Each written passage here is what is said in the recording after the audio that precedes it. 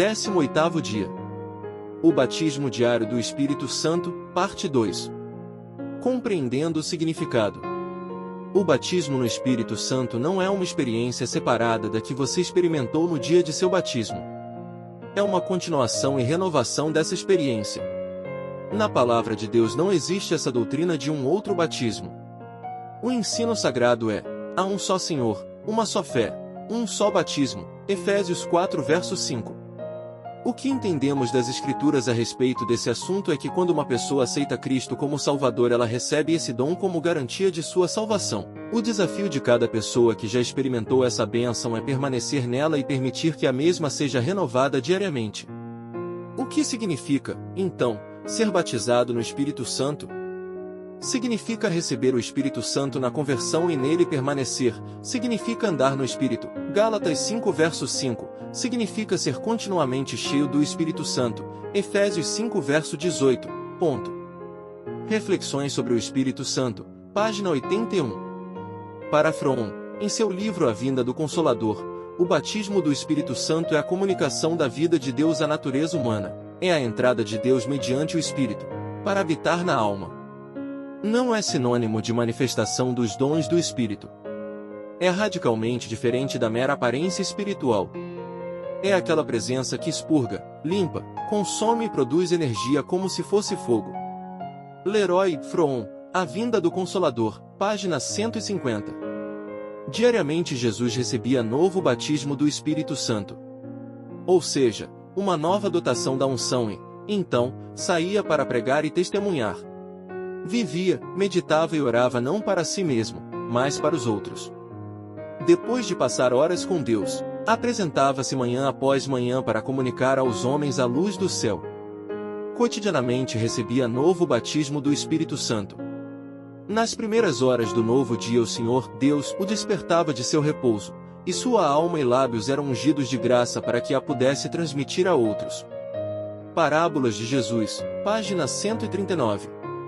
O Espírito Santo é o agente da redenção. É ele quem toca e atrai as pessoas para Jesus. O apóstolo Paulo fala, em Romanos, que se alguém não tem o Espírito Santo, esse não é de Jesus. Vós, porém, não estáis na carne, mas no Espírito, se, de fato, o Espírito de Deus habita em vós. E, se alguém não tem o Espírito de Cristo, esse tal não é dele. Romanos 8 verso 9. Nesse momento, ore e agradeça ao Salvador, porque o Espírito Santo o levou a aceitar o Evangelho. Você foi batizado, e hoje é um membro do corpo de Cristo. Agradeça por ter recebido o batismo do Espírito Santo e pela oportunidade que Ele lhe está dando de permanecer cheio do poder de Deus, e por participar deste movimento lindo de espiritualidade, o Seminário de Enriquecimento Espiritual. Por que não nos levantamos como um povo, com uma postura diferente, para cumprir a missão? Por que não saímos hoje para evangelizar, como fazíamos no começo de nossa caminhada com Cristo? Pensemos juntos. Não é um contrassenso saber que a nossa redenção está hoje mais próxima do que quando no princípio cremos, e não nos esforçarmos na pregação do Evangelho para logo vê-la realizada? Mateus 24 verso 14. Como estamos aguardando a segunda vinda de Cristo? Ativos ou ociosos? Porque muitos ainda persistem em viver como se fossem ficar aqui para sempre.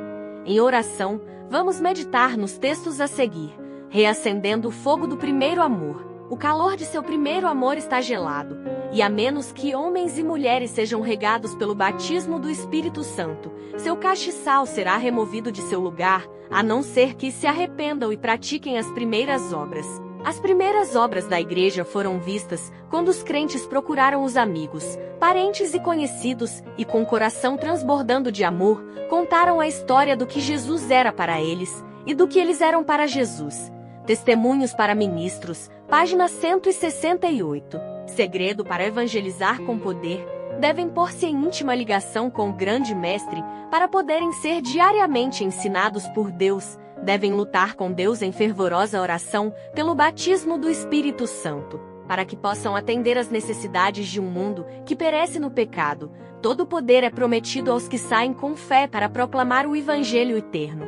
Ao darem os servos de Deus ao mundo uma mensagem viva, que vem pura do trono de Deus, brilhará a luz da verdade, como uma lâmpada acesa, alcançando todas as partes do mundo. Assim serão as trevas do erro e da descrença expulsas da mente dos honestos. Testemunhos para Ministros, página 459. Quando vou pregar em uma igreja, geralmente tenho falado desse movimento, que é uma das grandes paixões de meu ministério, e tenho feito a pergunta: quantos aqui ainda não participaram do SI? Logo percebo que alguns não sabem do que estou falando. Às vezes ficava triste e me perguntava: como pode uma pessoa dizer que é adventista do sétimo dia e ainda não ter participado dessa maravilha?